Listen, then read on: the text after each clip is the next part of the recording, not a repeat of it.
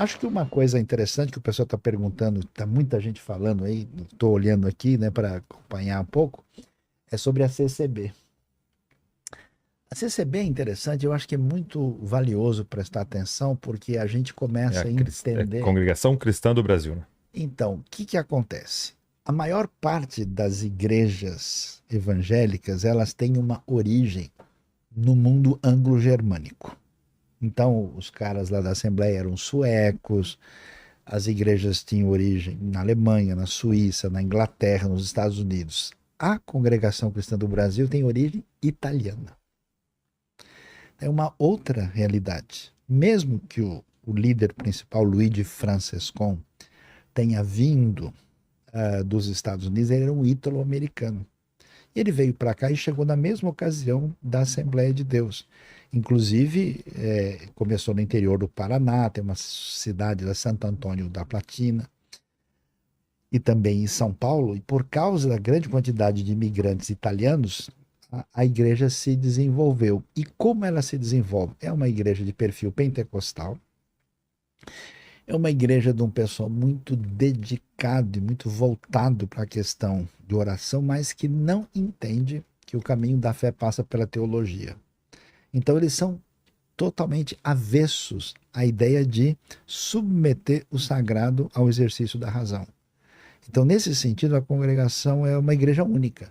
Você não tem escola de teologia. No passado, bem antigo, a Assembleia de Deus tinha resistência. Aquela famosa frase, a letra mata, né? É. Mas a congregação permanece dessa maneira. Então, por exemplo, no ambiente de uma congregação cristã, que tem vamos dizer, muitos costumes diferentes, as mulheres usam véu, têm cabelos longos, existe o costume do ósculo santo, do beijo santo, e a pergunta é por quê? Porque são italianos. Italiano beija todo mundo. O inglês, o alemão não beija ninguém. E eles são tolerantes com algumas coisas e tem muita dificuldade com outros. Então, tem muito desse negócio de elemento cultural.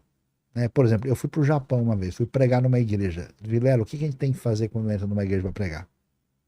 Com certeza, tirar o sapato. Ué? Porque no Japão você tira o sapato. Então eu preguei numa igreja de pantufa. Ah, Olha Pode só. um negócio desse? O verdadeiro servo de Deus usa pantufa. Por quê? Porque aquilo tem um significado naquele ambiente, naquela cultura. Então, nos últimos tempos, tem havido um anseio dentro do contexto da congregação cristã por interagir mais com esse elemento, até porque, pensa bem, a realidade brasileira de 6, 7 décadas atrás era uma realidade onde a formação das pessoas era muito mais limitada. Hoje você tem uma juventude que faz faculdade, pós-graduação. Se o indivíduo for um líder religioso, ele não souber conversar, interagir com o pessoal e trazer respostas, indicar, Acabou. ele vai ter muita dificuldade de interação. Então, a congregação é diferente, né?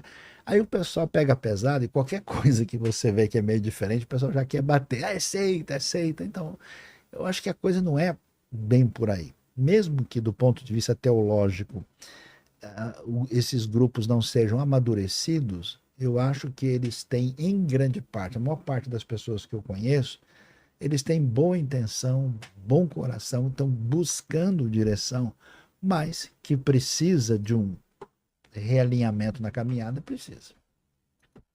e perguntaram da igreja quadrangular também.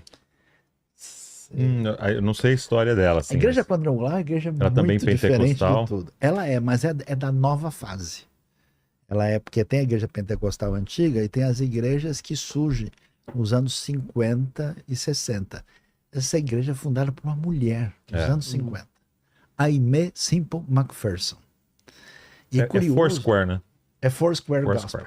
E o curioso que nos anos 50 ela usava calça comprida, era amiga do pessoal de Hollywood. Ela era integrada num ambiente muito não religioso.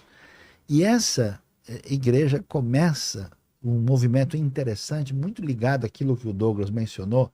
As igrejas pentecostais históricas, elas enfatizavam muito dons de palavra, línguas estranhas e profecia. É, Essas igrejas enfatizam cura divina e libertação. é. Então, o que o quadrangular começa a fazer? Tendas. com cultos grandes para chamar as pessoas para os grandes revivals, né? E eles chegam no Brasil. No Brasil chega um cara chamado Raymond Boatwright e um outro cara que tinha o sobrenome Williams, que começa aqui nos anos 50. Eles vão, né, ter início, vão fundar a sede lá no centro de São Paulo, na Praça Olavo Bilac, número 90, e dão início a esses movimentos que vai influenciar tanto o início da Igreja Deus e Amor como da Igreja O Brasil para Cristo. Paralelamente, no Rio de Janeiro, chegou a Igreja Nova Vida, do Robert McAllister, que tem a mesma pegada, né? Essa igreja, por ter sido iniciada por uma mulher, o que acontece? É muito curioso isso. Eles têm muito menos usos e costumes. Ah, é? Porque as Porque igrejas... quem oprimia ali eram as mulheres, né? Não poder cortar o cabelo, dar um esmalte, pôr brinco. As igrejas muito dominadas exclusivamente pelos homens é que pressionava a mulher a pisar no quadrado do Entendi. jeito que eles pensavam, né? E como uma E igreja... até hoje, né? Muitas das quadrangulares são lideradas por mulheres, né? Sim, é a igreja de maior expressão. E ela cresceu, então, inclusive, em algumas áreas sociais, assim, ambientes sociais, em que as outras igrejas pentecostais não alcançavam. Porque quando você pega as igrejas pentecostais mais antigas, elas cresciam nas comunidades mais simples e mais periféricas. A igreja quadrangular, como ela tem um perfil diferente do papel das mulheres, e por que é quadrangular? Jesus Cristo salva, cura, batiza com o Espírito Santo e voltará. Então tem essa pegada escatológica também.